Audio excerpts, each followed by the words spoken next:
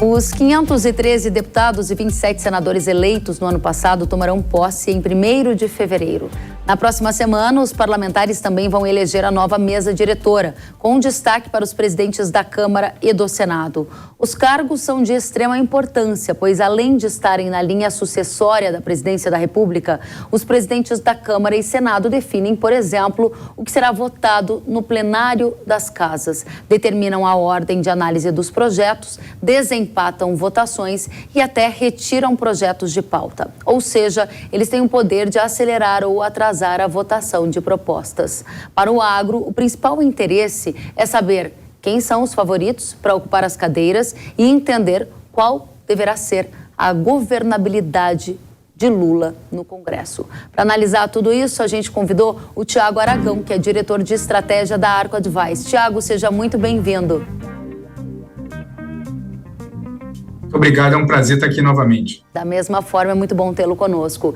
Tiago, diga pra gente quem deve ser o novo presidente da Câmara, do Senado e qual vai ser o poder deles aí no novo Congresso e com esse novo governo. Bom, a história já nos mostrou que cravar um nome ou outro, por maior que seja o favoritismo, às vezes não dá certo, né? Basta lembrarmos da eleição do Severino Cavalcante há alguns anos.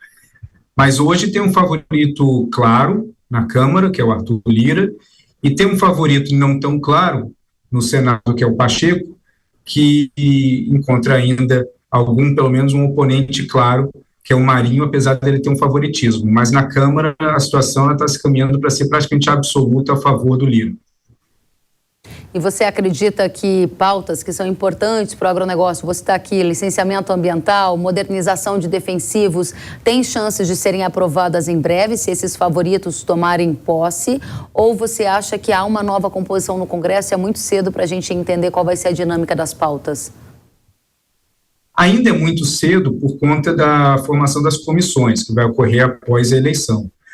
O Arthur Lira, ele é um cara que ele tem um perfil ele é mais flexível nas negociações, apesar dele ter um perfil pró-mercado, pró-empreendedorismo, e ele já demonstrou o interesse dele em várias dessas pautas. Agora, a questão é que ele tem que alinhar essas pautas também com o executivo para que não crie fraturas e rupturas. Os dois lados entendem, tanto o legislativo quanto o executivo, que as fraturas que podem existir no relacionamento entre eles, muitas vezes tem um relacionamento, tem um resultado difícil de ser solucionado e que muitas vezes o preço do apoio que o executivo paga em termos de nomeações, em termos de emendas no orçamento, isso acaba ficando alto demais. Então vai existir, pelo menos no começo, uma cautela para que as pautas apresentadas elas sejam pautas que sejam coordenadas com o executivo, mas a ideia e a cabeça do Lira não vai mudar, ele segue tendo esses princípios mais pró-mercado, pró-empreendedor, e aí cabe a ele e a formação dos novos membros da mesa, das novas comissões, para ver como que essas peças vão atuar de uma forma mais concreta para gerar resultado. Nesse caso, você está apontando que a manutenção dos nomes de Lira e Pacheco seria favorável a pautas do agro, que no geral são pautas que têm esse espírito de mais empreendedorismo, mais abertura para mercado, de inovação, tecnologia. Exatamente, a manutenção do Lira, ela pelo menos garante uma das pontas na ligação entre legislativo e executivo, uma ponta que está bastante interessada em seguir adiante com essas pautas. Por mais que essas pautas elas possam não ser de imediato interesses absolutos do governo, mas elas sempre acabam entrando numa negociação. É importante para o telespectador entender que muitas vezes a negociação em cima de temas que vão ser colocados à votação no Congresso, elas não são baseadas no tema em si, elas são baseadas numa conjunção de fatores. E dentro dessa conjunção de fatores, para o governo que, de repente, tem um interesse muito grande numa pauta específica, ele coloca na negociação uma postura flexível em relação a outras pautas que não são tanto de interesse do executivo. E assim o pacote vai inflando e as negociações elas acabam ficando muito complexas para o público acompanhar, porque elas não se dão necessariamente em cima da pauta em questão, mas sim da negociação das pautas que não estão em questão e o processo para colocá-las em votação. o Lira tendo essa postura e o perfil do Congresso brasileiro, por mais que o presidente Lula venha conseguindo montar uma base aliada razoável, o perfil da nova legislatura é um perfil que tem interesse em seguir adiante com essas pautas. Quando a gente muda para o Senado, isso acaba ficando um pouco mais complexo, dada a natureza do papel do senador e o número reduzido, e aí as negociações elas acabam sendo um pouco mais difíceis, porque você negocia muito mais com o indivíduo do que com bancadas. E as bancadas elas trazem votos coletivos, mas quando elas trazem votos individuais, no caso do Senado, a negociação em 1 a 1 acaba sendo mais importante.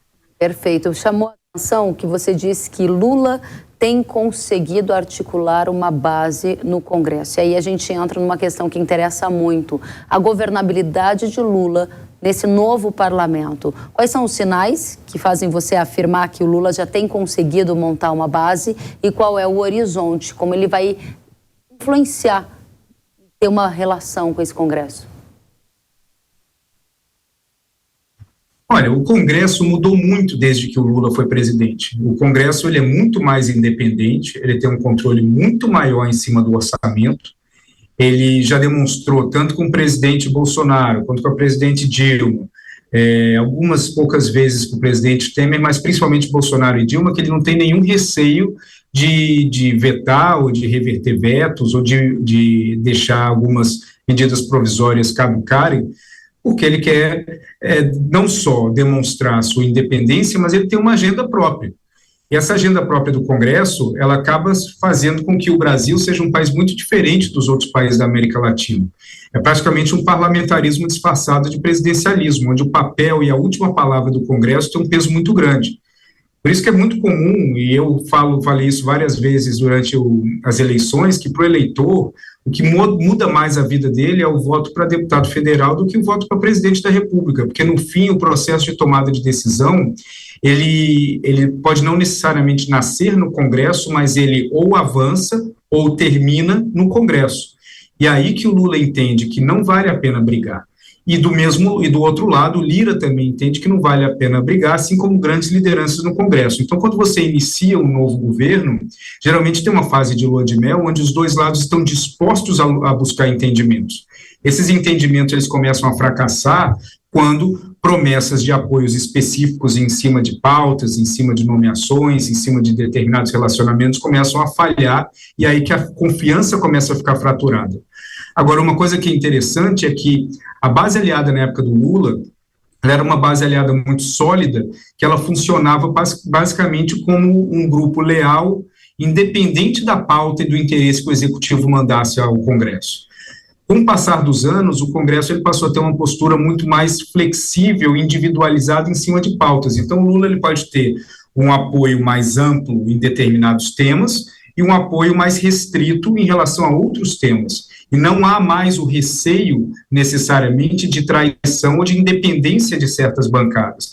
Então, isso exige um comprometimento muito maior pelo lado do Executivo, que geralmente é a partir da Casa Civil, na forma de cuidar desse relacionamento com o Congresso para garantir que essa elasticidade da base aliada, ela acabe funcionando de uma forma correlata com os interesses, que ela amplie quando há os temas de interesse do governo que serão aprovados, e o governo também entendendo que ela desinfla em temas que ele não tem tanto interesse.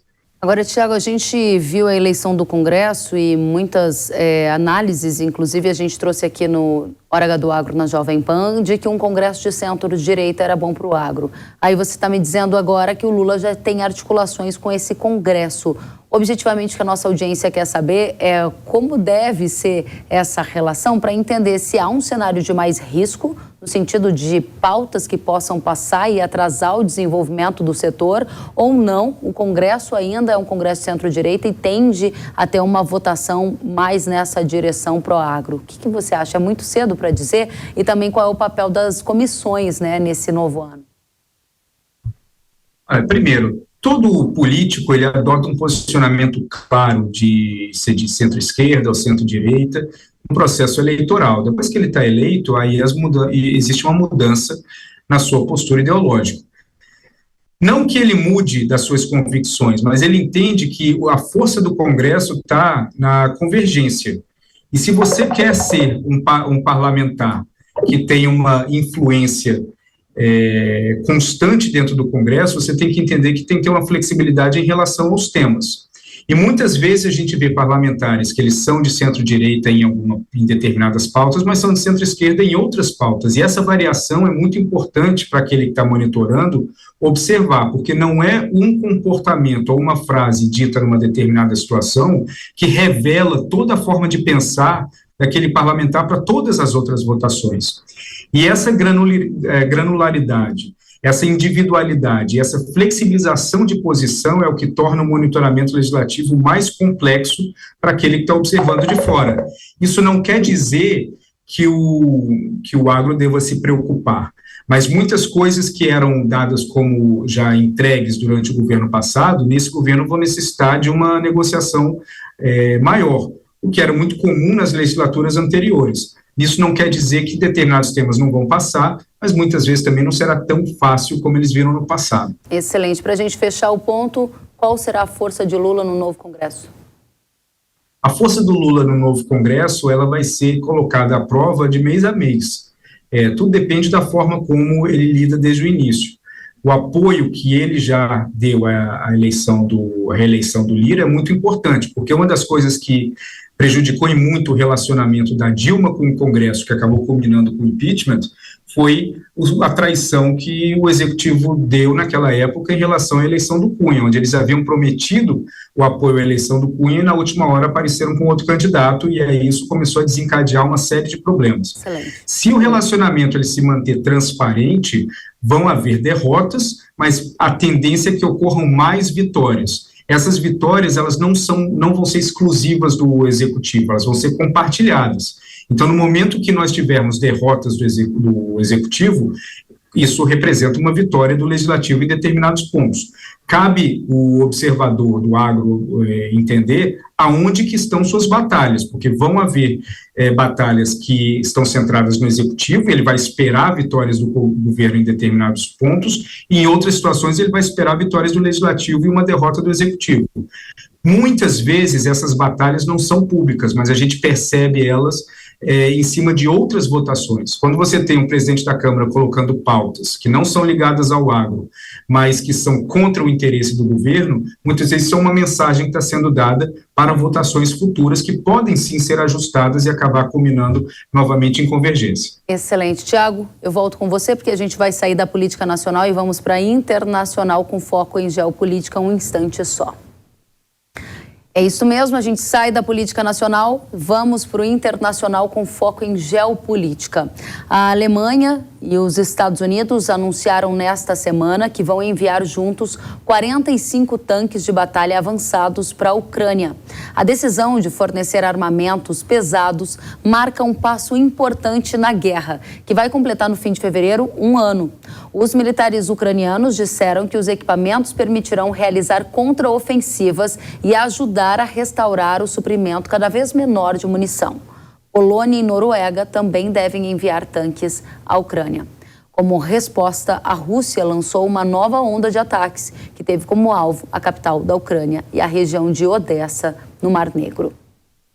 Tiago, você é um grande estudioso da geopolítica internacional. A gente está com um olhar voltado para o cenário doméstico e o outro para o geopolítico, para o internacional. A guerra está escalando para outro patamar ou a chance de algum acordo de paz? Eu li alguns colunistas torcendo para que isso acontecesse. Qual das duas opções é a mais verdadeira na sua avaliação? Olha, torcer por um acordo de paz, todos nós torcemos, né? Agora, isso é algo muito difícil de prever, porque acaba não se tratando de uma questão estratégica no campo de batalha e nem necessariamente de uma questão pública no campo da diplomacia. Isso acaba entrando muito no ambiente da psicologia particular do presidente russo Vladimir Putin, porque grande parte dos empecilhos que nós vimos até o momento para uma resolução e um acordo de paz gira em torno dos territórios conquistados. A Rússia quer que a Ucrânia aceite que os territórios conquistados permaneçam em controle russo e os ucranianos, naturalmente, eles não querem abrir mão do seu próprio território porque isso cria uma abertura para que isso ocorra novamente, assim como foi em 2014, quando tomaram a Crimeia. O fato é, a guerra está ficando uma situação, a fadiga dos dois lados está se tornando cada vez mais evidente. Eu conversei com algumas fontes na Ucrânia, né, nesses últimos dias, tem uma batalha específica na região de Luhansk, onde você está tendo uma perda de quase 100 a 150 soldados por dia só naquele local de cada lado. O número de mortos acaba sendo muito maior do que os veiculados dos dois lados, porque os dois lados têm interesse em não demonstrar o número real de mortos, e isso acaba também exemplificando como eles estão ficando exaustos com essa situação. Agora, os dois lados são fortes o suficientes para segurar um ao outro, mas eles também não são, eles são fracos o bastante para não conseguir se colocar numa vantagem aberta em relação ao outro.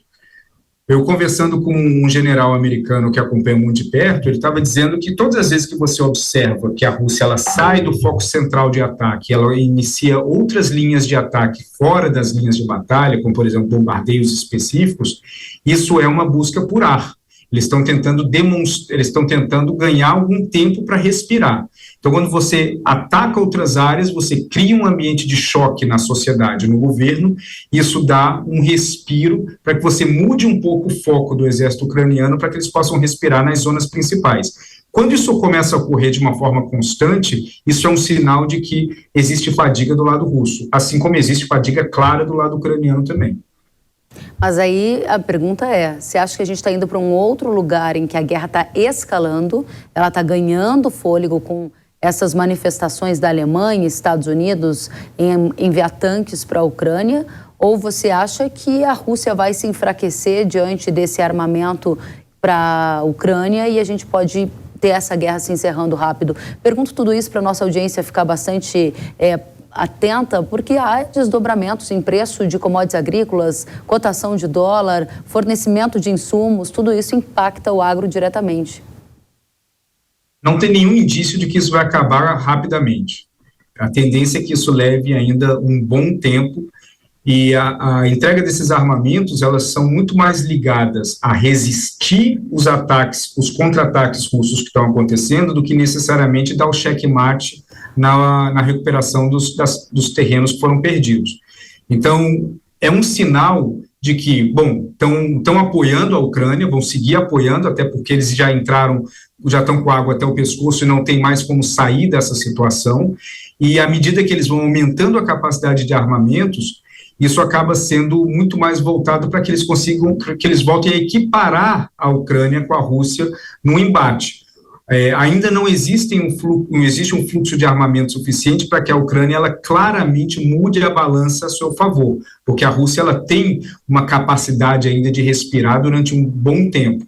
Então, todas as vezes que nós vemos novos tanques, novos armamentos, isso é mais um reequilíbrio das forças, o que garante o status quo, que é péssimo, que é a manutenção da guerra, mas não necessariamente que a Ucrânia está tendo uma vantagem ampla que ela vai poder finalizar a guerra num curto prazo. E só para fazer um ponto em relação a isso, a Rússia finalizar a guerra tem mais tendência de finalização do confronto do que a Ucrânia, porque uma vez que a Ucrânia ela recupere os territórios perdidos e ela, de certa forma, ela derrote temporariamente os russos, a Rússia não vai aceitar essa derrota e meses depois, tempos depois, você pode ver uma nova incursão, um novo contra-ataque, e aí fica uma situação que não tem um fim muito claro. O que você está dizendo é que a guerra não termina se a Ucrânia ganhar. A guerra ela não termina se a Ucrânia ganhar e se a Rússia ainda sair com uma capacidade de contra-ataque, mesmo que leve 1, 2, 3 meses. Então, a gente ficou... Os objetivos são muito, muito complexos de serem atingidos.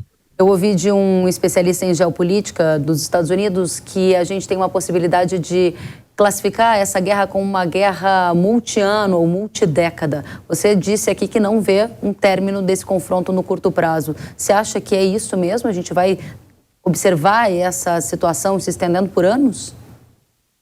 Essa é uma possibilidade clara, porque nós vimos em vários lugares do mundo guerras similares, onde os dois lados eles são tão equilibrados e a comunidade internacional ela vai perdendo o ímpeto de participar ou de influenciar com o passar dos anos, onde infelizmente a situação ela vai se normalizando. Então quem sofre é quem está lá. Mas a situação se normalizando, como a gente já vê, por exemplo, você tem vários países no mundo que não têm o interesse de se envolver de nenhuma forma nesse confronto, até porque eles utilizam da narrativa de que essas mesmas potências elas não quiseram se envolver em conflitos nas suas regiões. Então, isso abre um espaço muito grande para que isso dure, e a tendência é que, com o passar do tempo, se torne uma guerra mais feia, mais pobre e contínua. Muito bem. Última questão para você, volto já já, que a agência de notícias Bloomberg informou nesta semana que os Estados Unidos confrontaram a China por evidências que sugerem que algumas empresas estatais poderiam estar oferecendo assistência à Rússia na guerra com a Ucrânia. A relação entre Estados Unidos e China precisa continuar sendo monitorada, especialmente pelas altas tensões geopolíticas que costumam gerar grandes efeitos em curto espaço de tempo. Tiago, a pergunta é para você. Há risco, neste ano agora de 2023, da relação entre Estados Unidos e China piorar? O que você acha dessa informação que foi divulgada pela Bloomberg? Olha, é muito interessante porque eu participei de uma mesa redonda com algumas pessoas aqui em Washington sobre esse tema. Na parte pública, a gente pode ter alguns indícios de que as coisas estão se acalmando. Mas isso não quer dizer que na parte não pública, que acaba sendo a mais importante, as coisas não vão piorar. E essa é a tendência, de onde você tem uma piora na parte não pública, que envolve atividades mais secretas, da utilização de inteligência, da utilização de influências e outros atributos, ao invés simplesmente da narrativa diplomática pública dos dois lados. O Xi Jinping, ele entende que como a crise que ele está dando internamente em relação ao Covid, não é um momento dele subir o tom publicamente contra o Biden, e por isso que a gente tem visto desde o G20 em Bali uma situação um pouco mais flexível e amigável entre os dois do ponto de vista público, né, apesar de que o que o Biden falou e que isso acontece todos os dias, mas não necessariamente de uma forma mais agressiva que leve a um confronto, mas basicamente é uma questão de ganhar tempo. O Xi Jinping ele segue produzindo quase uma marinha francesa por ano em tonelagem, vai continuar fazendo isso. O Indo-Pacífico segue sendo o lugar mais quente do mundo hoje, e é uma tendência que sim, a situação vai ficar mais complexa ao longo desse ano, por mais que visivelmente a gente possa não enxergar isso nas falas dos dois lados. Muito bem, Tiago. Última pergunta. Em relação a 2022, comparado a 2023, o eixo do que hoje tem maior potencial de impactar o agronegócio brasileiro saiu da geopolítica internacional por essa sensação de normalização até que você colocou e veio para a política doméstica, ou não? A gente tem essas duas questões muito equilibradas ainda para 2023? Eu acho que ainda são muito equilibradas, porque a gente tende a analisar o que a gente vê e, obviamente, não saber ou não reagir àquilo que a gente não sabe, mas a gente tem a certeza que tem inúmeras coisas acontecendo no mundo que não são públicas. Agora, por exemplo, se você vê se existe algum tipo de conversa entre Estados Unidos e China, que ela pode acabar gerando uma flexibilidade na relação num nível e uma piora em outro, você pode ver o impacto nessa melhora acabando afetando o agronegócio, como, por exemplo, já existiu há 1 ano e meio, mais ou menos, um cálculo de dentro do governo americano de tentar normalizar alguns pontos da relação comercial com a China como uma forma de buscar uma convergência de narrativa para que eles possam solucionar outros problemas que são mais profundos, principalmente no campo de tecnologia e no campo de Taiwan. Se isso acontece, você pode ter, de repente, um percentual da exportação americana voltando a ir para a China, e isso, obviamente, pode afetar. O oposto pode acontecer também. Você pode ter uma linha de sanções novas sendo preparadas pelos Estados Unidos, que acaba afetando uma cadeia de suprimentos que, invariavelmente, chega no agronegócio. Então, esse tipo de coisa a gente ainda vai ver acontecendo esse ano. E aqui, domesticamente, também tem muita coisa para a gente acompanhar, né? Tiago Aragão, diretor de estratégia da Arco Advice, é sempre uma satisfação recebê-lo aqui na Jovem Pan News. Volte sempre. Um prazer, muito obrigado. Até a próxima.